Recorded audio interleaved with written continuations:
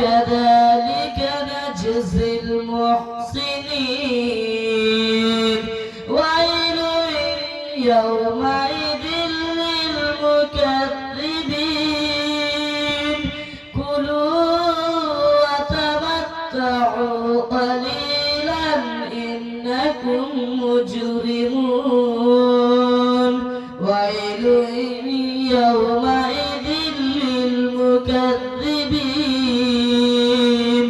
وإذا قيل لهم اركعوا لا يركعون ويل يومئذ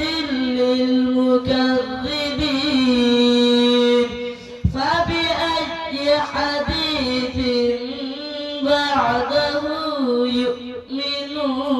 يؤمنون. السلام عليكم ورحمة الله.